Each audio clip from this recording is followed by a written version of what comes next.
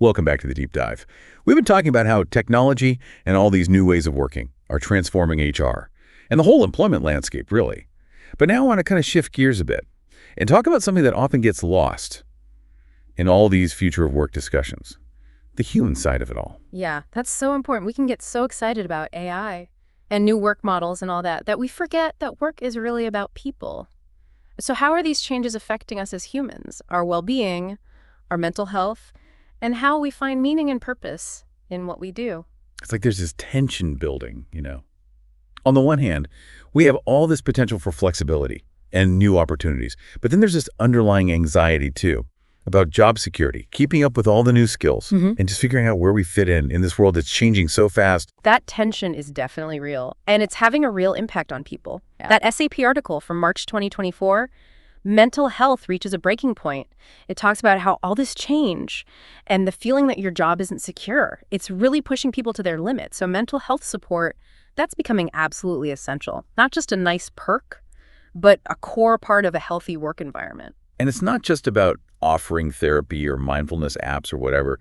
It's about creating a whole culture where people feel like it's okay to talk about their struggles, where burnout is recognized as a real problem, and where taking care of your mental health is encouraged, not something you get judged for. You're so right. It has to be a holistic approach to well-being. And that same article, it points out how connected mental health is to financial well-being. They say finances are continually reported by employees as a top contributor to their stress. Yeah, that makes sense. If you're constantly worried about money, it's hard to focus on anything else, let alone your mental health. Exactly.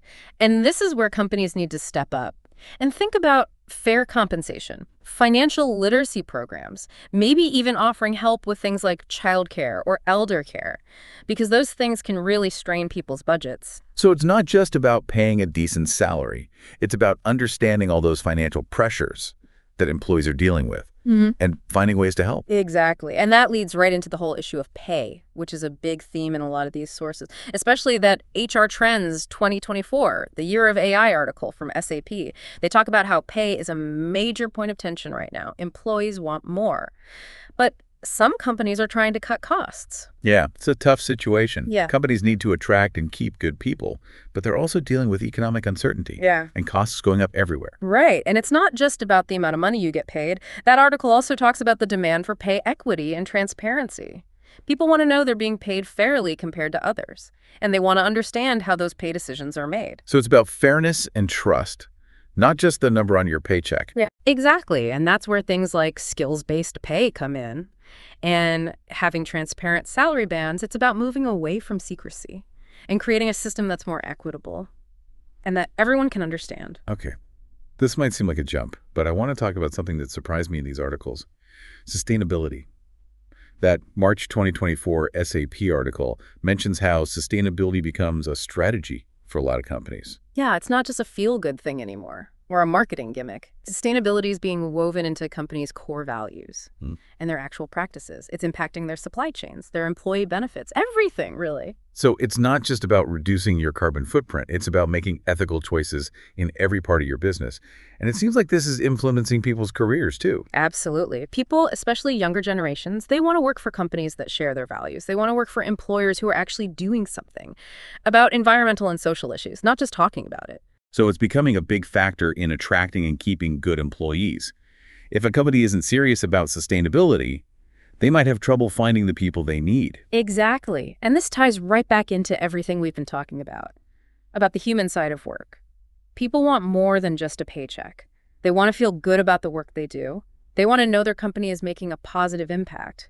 And they want to feel valued and supported as a whole person. So it sounds like the companies that are going to succeed in the future are the ones that figure out how to balance all the technology with human well-being. It's not one or the other. It's about making technology work for people, not the other way around. Couldn't have said it better myself.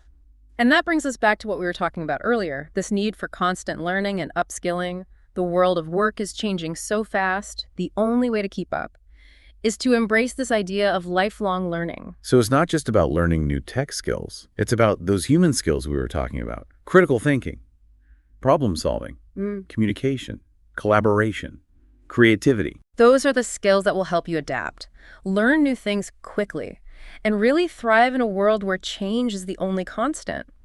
And remember, learning doesn't have to be formal or expensive. There are so many free resources online, workshops, mentoring programs, even just talking to people in your field and learning from their experience. It's about being proactive, curious, and open to new possibilities. Exactly. And here's one last thought. Don't be afraid to experiment and to fail. Failure is part of learning. It's a chance to learn, adjust your approach, and try again. That's a great point. In a world that's changing this fast, we can't expect to have all the answers. It's about being willing to learn as we go, adapt, and keep evolving along with everything else. I love that. And remember, the future of work isn't something that just happens to us. It's something we create through the choices we make, the skills we develop, and the mindsets we embrace. I think that's the perfect way to wrap things up. Thanks for joining us on this deep dive into the future of work. We hope you found it insightful, empowering, and maybe even a little bit inspiring. If you want to learn more about any of the sources we discussed, check out the show notes for links. And until next time, keep learning, keep growing, and keep shaping your own future of work.